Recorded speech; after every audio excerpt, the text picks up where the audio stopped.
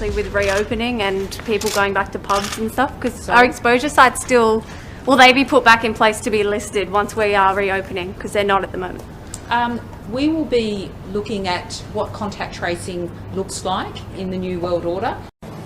This is a world pandemic. It's a 1 in 100 year event. So you can expect that we will have transmission from time to time, and that's just the way it is. We've got to accept that this is the New World Order. We've got to accept that this is the New World Order. The affirmative task we have now is to actually create a new world order. You know, I don't like to think in terms of opportunities at this point. I would put it, at least in my area, more in terms of the biggest challenge that we face over the next decade. I've dealt with international affairs in my career now for about 25 or 30 years. And we are in the midst of one of the historic global transformations that is going to eventually lead to a new world order. Today is the first full day of the New World Order. Outdoor gatherings are limited to 2 people. Exercise is allowed, but no further than a 10-kilometre radius from your home. Browsing in shops is not permitted. Only 1 person per household may leave to do essential shopping. And from tomorrow, funerals are limited to 10 people. Antonin Scalia, quote, "The Constitution that I interpret and apply is not living, but dead," close quote. Explain that one. Much of the harm that has been done in recent years by activist constitutional interpretation is made possible by a theory which says that unlike an ordinary law, which doesn't change, it means what it meant when it was enacted and will always mean that. Unlike that, the Constitution changes from decade to decade to comport with, and this is a phrase we use in our Eighth Amendment jurisprudence, the court does, to comport with, quote, "the evolving standards of decency that mark the progress of a maturing society." In other words, we have a morphing Constitution. And of course, it's up to the court to decide when it morphs and how it morphs. That's generally paraded as the, quote, living Constitution. And unfortunately, that philosophy has made enormous headway, not only with lawyers and judges, but even with John Q. Public.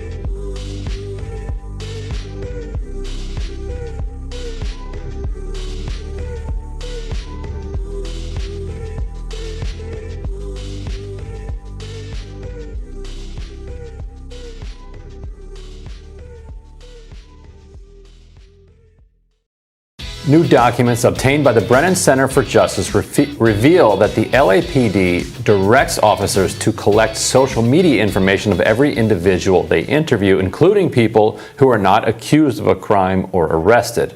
According to an internal memo, the department added lines for interviewees' social media handles to their physical field interview cards back in 2015. An undated document also shows the LAPD used social media monitoring software to follow search terms. As I recently released the key parts of my pandemic preparedness plan so that America isn't caught flat-footed with a new pandemic comes again, as it will. If they'll not help, if these governors won't help us beat the pandemic, I'll use my power as president to get them out of the way. And those governors that stand in the way, I think it was very clear from the president's tone today that he will run over them. No, I don't think it should be mandatory. I wouldn't demand to be mandatory, but I would do everything in my power just like I don't think masks have to be made mandatory nationwide. My plan will extend the vaccination requirements that I previously issued in the healthcare field. Already, I've announced we'll be requiring vaccinations of all nursing home workers who treat patients on Medicare and Medicaid because I have that federal authority. Tonight, I'm using that same authority to expand that to cover those who work in hospitals, home health care facilities, or other medical facilities. I will sign an executive order that will now require all executive branch federal employees to be vaccinated, all. And I've signed another executive order that will require federal contractors to do the same. If you want to work with the federal government and do business with us, get vaccinated. I'm announcing that the Department of Labor is developing an emergency rule to require all employers with 100 or more employees that together employ over 80 million workers to ensure their workforces are fully vaccinated or show a negative test at least once a week. Tonight, I'm announcing that the Transportation Safety Administration, the TSA, will double the fines on travelers that refuse to mask. If you break the rules, be prepared to pay. And by the way, show some respect. The anger you see on television toward flight attendants and others doing their job is wrong. It's ugly. We've been patient, but our patience is wearing thin, and your refusal has cost all of us. The Biden administration, in order to pay for his big spending, they're now talking about giving even more power to the IRS to make banks a tool in the IRS arsenal. It would force banks, possibly even brokerages, to automatically and directly report to the IRS and to the government all of their customers' money flows going in and out of all of their bank accounts and maybe brokerage accounts too. We've never seen this before. They already get our wage information. Do they need this information? Would they get so much information in 1099s? Why do they need that? Exactly. Can you explain a little bit more about why the White House in a statement is calling the Taliban businesslike and professional? Well, I would note that in that statement, what we were announcing was the fact that a Qatari Airlines flight successfully landed in Qatar with American citizens, legal permanent residents, and Afghans on board who joined us in our fight over the last several years. We wanted to note that the Taliban was cooperative in facilitating the departure of these American citizens and legal permanent residents from HKIA. We promised we would get American citizens out. We promised we would get legal permanent residents out. We promised we would get our Afghan partners out. And we promised we'd press the Taliban to get them out. And that's exactly what we did. Well, you're saying the Taliban is businesslike and professional. Their interior minister has an FBI wanted poster. He's got a $10 million bounty on his head. What's the business? We are here to celebrate the return of American citizens who wanted to leave Afghanistan, of legal permanent residents, of Afghans who fought by our side to Qatar successfully on a Qatari Airlines flight.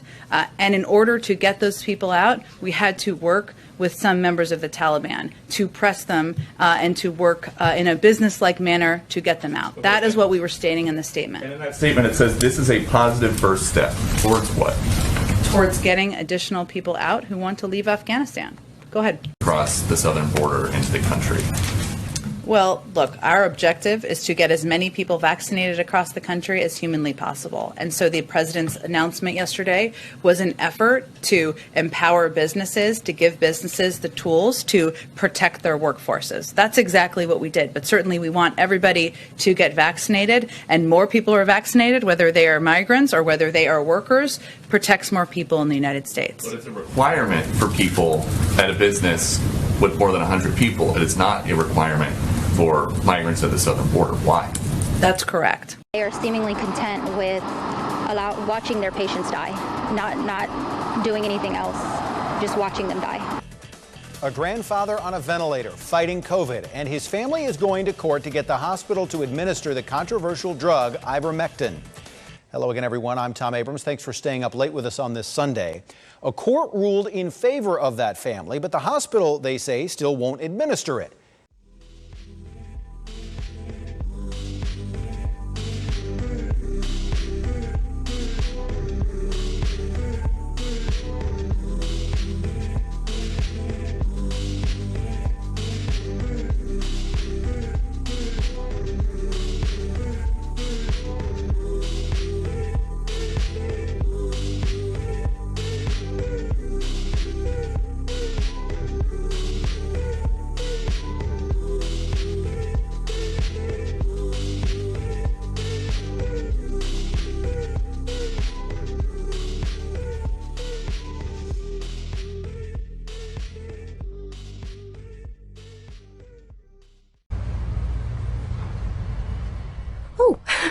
Hi.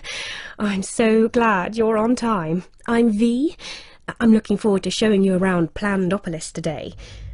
My husband works from home. He's a virtual engineer working on one of the city's desalination plants. He controls the robots who do all the important maintenance. I think he basically plays computer games for a living. You ready to go? Have you got your calorie card open on your smartphone? I registered your visit with Slick Travel Corp the other day, so they've allotted you a journey time to match mine. It makes so much sense, doesn't it? Switch off brain and go to work. With this many people around, I'm glad there's a mega computer in charge. We're so lucky. Our kids were allocated a school quite near my practice, so I can drop them off on the way. It saves on our calorie ration. Well, it won't be long until the little darlings get their career announcements. They've been working so hard, so I'm sure they'll get something good. Not that there's anything wrong with fixing carbon scrubbers for a living or anything. Are you hungry? Let's pop to the market as we're passing.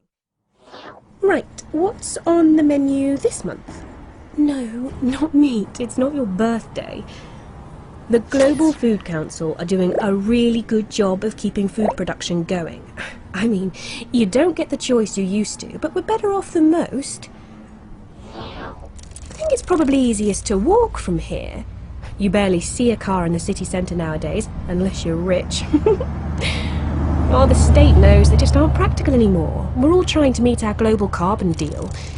Electric bikes are so much better for getting around our neighbourhood. And why waste valuable space on car parks when you can use them to grow food?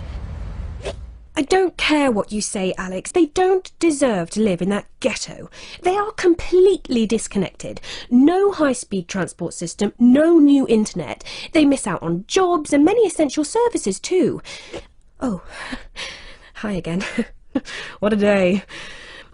I had to make an emergency visit to the Cry Freedom ghettos. I mean, I miss my sister like mad, but I'm glad they went when they moved to New Amsterdam. They're safe from climate change on the floating city. Oh, that must be her now.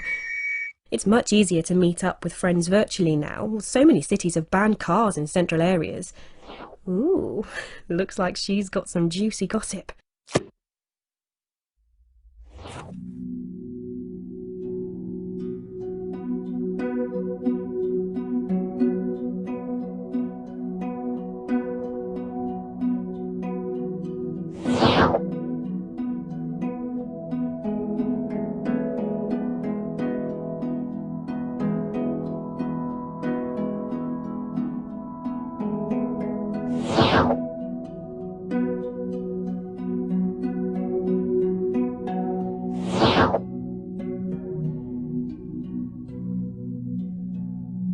We have before us the opportunity to forge for ourselves and for future generations a new world order, a world where the rule of law, not the law of the jungle, governs the conduct of nations.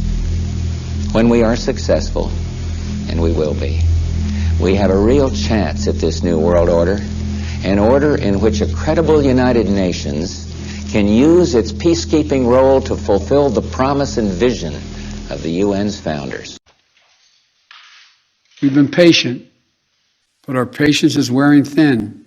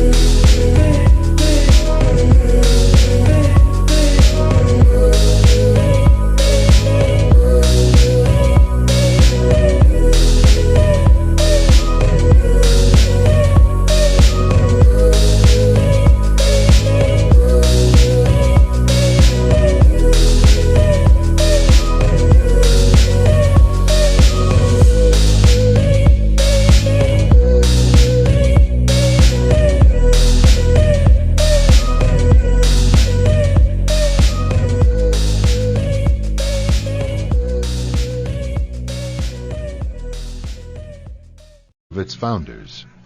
We have before us the opportunity to forge for ourselves and for future generations a new world order, a world where the rule of law, not the law of the jungle, governs the conduct of nations.